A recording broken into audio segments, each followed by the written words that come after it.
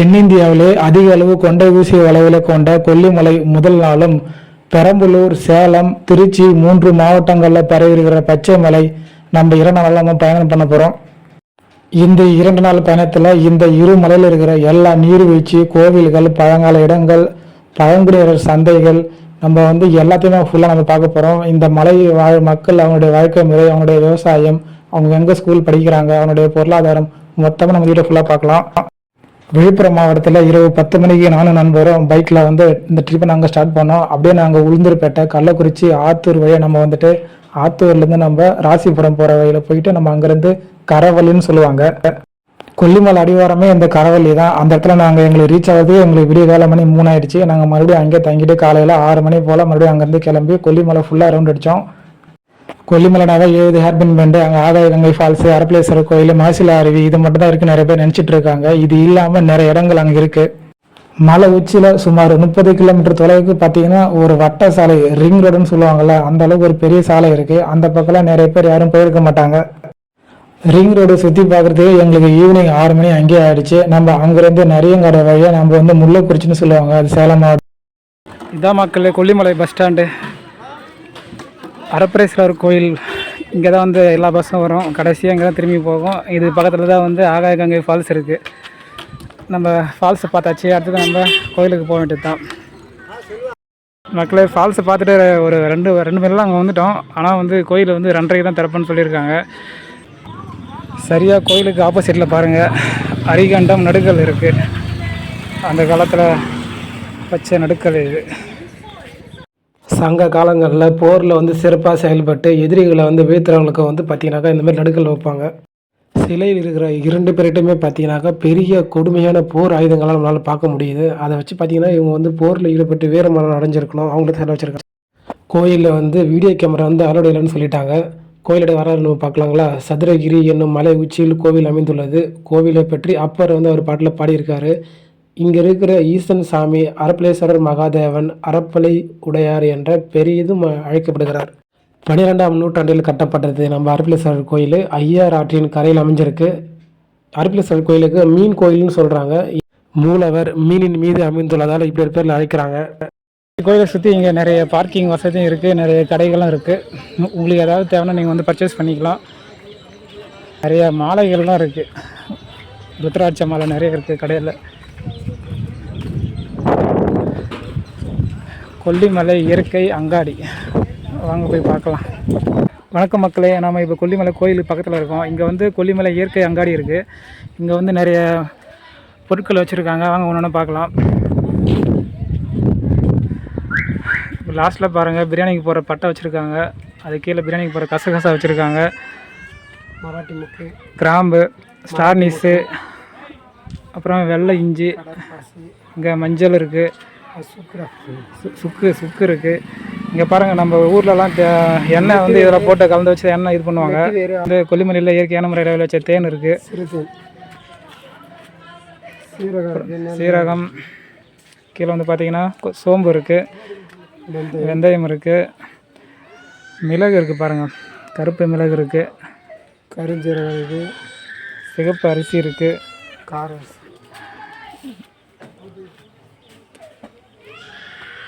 ஏலக்காய் இருக்குது. மிளகுல 2 வெரைட்டி இருக்குது. துவரை இருக்குது, துவரம்பருப்பு இருக்குது, பெருங்காயம், பால் பெருங்காயம் இருக்குது, காப்பித்தூள், கொல்லிமலை காப்பித்தூள் ஸ்பெஷல் காப்பித்தூள் சின்னதாக இருக்குது. பருப்பு இன்னொரு வெரைட்டி இருக்குது, சோயா பீன்ஸ் இருக்குது, தேன் நெல்லிக்காய் இருக்குது. இங்கே பச்சை பயிறு இருக்குது. இது பிரியாணிக்கு போடுவாங்கள்ல அந்த இது. பச்சை பட்டாணி இருக்குது. உளுந்து பாருங்கள், வெல்லம், நாட்டு வெல்லம் இருக்குது. மூலிகை சூப்பு பொடி இருக்குல்ல, இந்த பொடியை பயன்படுத்தி சூப்பு வச்சு வீட்டில் குடிக்கலாம். இதெல்லாம் பார்த்திங்கன்னா சாம்பிராணிக்கு போடுற இதெல்லாமே வாசனை திரவியங்கள். அப்புறம் இங்கே விளைய வைக்கிற சென்ட்டு, ஒரு சில வாசனை திரவியங்கள் நிறைய இருக்குது. ஷாம்பு இருக்குது, கற்றாழை ஷாம்பு இருக்குது. இங்கேயே ஸ்பெஷலாக தயார் பண்ணுற சோப்பெலாம் நிறைய இருக்குது. இங்கே மூலிகை சூப்பும் விற்கிறாங்க. இங்கே பாருங்கள், முக்கியமாக பிரியாணி இலை.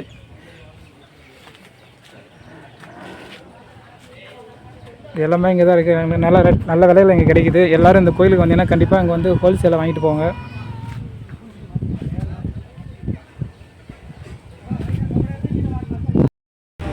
அற்பதீஸ்வரர் கோயிலுக்கு பக்கத்தில் இங்கே வந்து சிற்றழி ஒன்று இருக்குது. வாங்க போய் பார்க்கலாம். இந்த கோயில் நிறைய பேருக்கு தெரியாது போல். இந்த பக்கம் அந்தளவு கூட்டமே இல்லை. சரியாக சொன்னீங்க. இங்கே போகிற தண்ணி தான் கீழே ஆகாகங்கை நீர்வீழ்ச்சிக்கு போயிட்டு பெரிய தண்ணியாக நமக்கு நீர்வீழ்ச்சியாக நம்ம பார்க்குறோம். இங்கே ஒரு 20 படி தாண்டி வந்ததுக்கப்புறமா சின்னதாக ஒரு தியான மண்டபம் மாதிரி இருக்கான பூட்டி வச்சுருக்காங்க. சரி வாங்க நம்ம போய்ட்டு அந்த சிற்றோடைக்கு பார்க்கலாம். மக்களே, சிற்றோடைக்கு வந்தாச்சு. அதுக்கு பக்கத்தில் இங்கே சின்னதாக ஒரு விநாயகர் சிலை இருக்குது பாருங்கள், அமர்ந்துருக்காரு. இந்த பில்லர்லாம் பார்த்தா கொஞ்சம் பழைய காலத்தில் ஏற்படுத்தின பில்லர் மாதிரி தான் இருக்குது. இங்கே படியெல்லாம் பார்த்தா வல்வில் ஓரி ஒரு காலத்தில் கட்டப்பட்ட கோயிலாக இருக்கலாம். இது மொத்தமாக ஒரு 30 படிக்கட்டு தான் இருக்கும். நம்ம வந்து 1200 படிக்கட்டை தாண்டி நம்மளால் ஆகாயகங்கை ஃபால்ஸ் போக முடியலன்னா இங்கேருந்து ஒரு 30 படிக்கட்டை தாண்டி நம்ம இந்த ஃபால்ஸ் வந்து பார்க்கலாம். ஆனால் இங்கே குளிக்கலாம், ஆனால் பெருசாக இருக்காது பாருங்கள். ஆனால் இங்கேயும் சில பேர் குளிக்கிறாங்க தூரத்தில். பாருங்களேன், தண்ணி வந்து இப்போ ஃபோர்ஸாக வந்துட்டுருக்கு. இங்கேருந்து போகிற தண்ணி தான் கீழே ஆகாயகங்கை ஃபால்ஸுக்கு வந்து தண்ணி ஃபோர்ஸாக போயிட்டு நமக்கு குளிக்கிறோம்.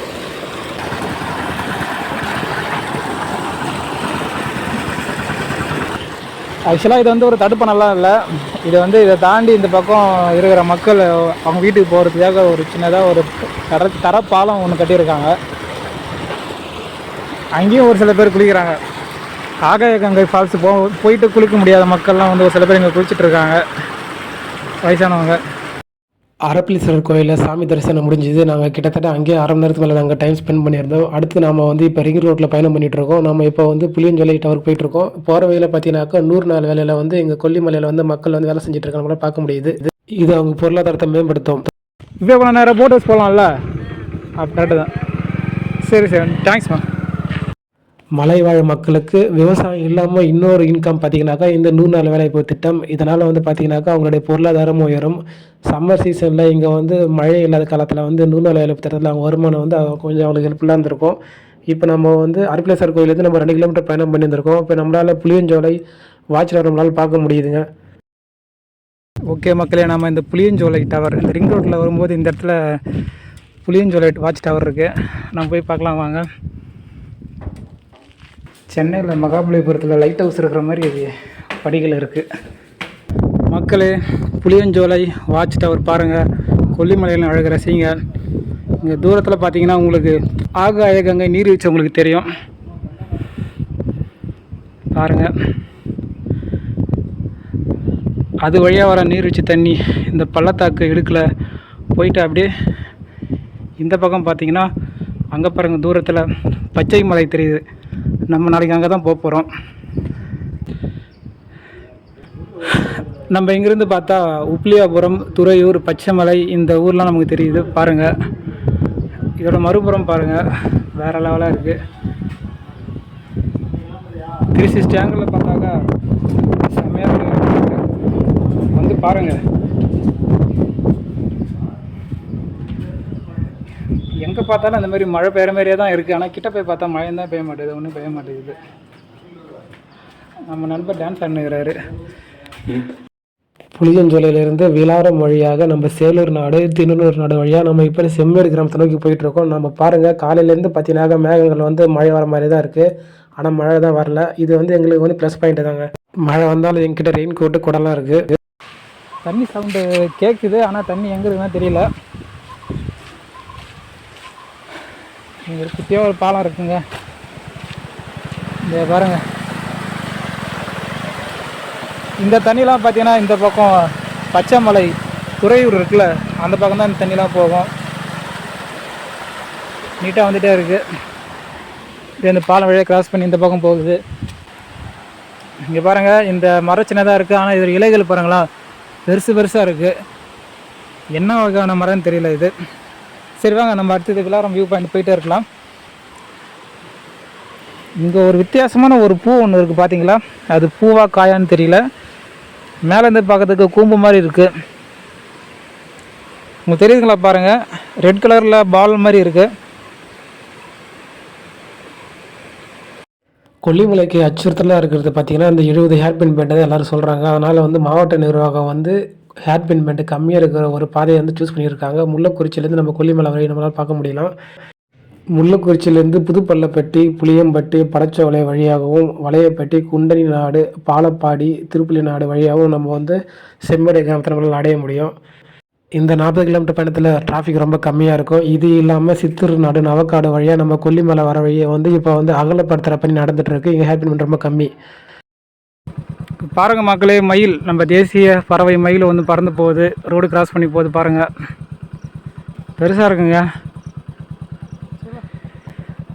அப்படியே இந்த பக்கம் பார்த்தா வயலும் வாழும்.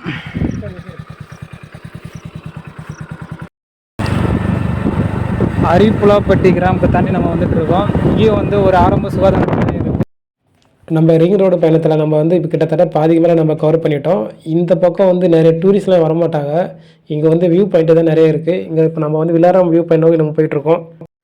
நம்ம போகிற இந்த ரூட்டில் தான் வந்து வாசலூர் படின்னு ஒரு கிராமம் இருக்குது. அதுக்கு பக்கத்தில் சின்ன சோழி கன்னி என்ற கிராமத்துக்கு போகிற வழியில் முதுமக்கள் தாழி வந்து கண்டுபிடிக்கப்பட்டது. அதை நம்ம பார்க்கலாம்.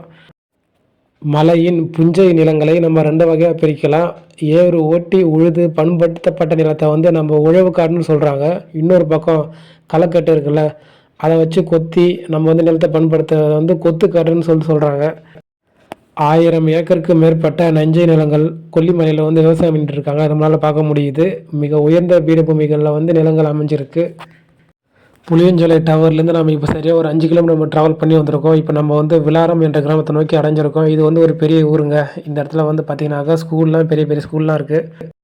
மலைவாழ் மக்களுக்கு கல்வி ரொம்ப அவசியம். அப்போ தான் வந்து இந்த மலைவாழ் மக்கள் சமூகம் வந்து அவங்க அடுத்த கட்டத்துக்கு போக முடியும். அவங்க வந்து விவசாயத்தை மட்டும் நம்பி இல்லாமல் அரசு வேலையிலையோ மற்ற துறைகளை அவங்களால வந்து பணி செய்ய முடியும்.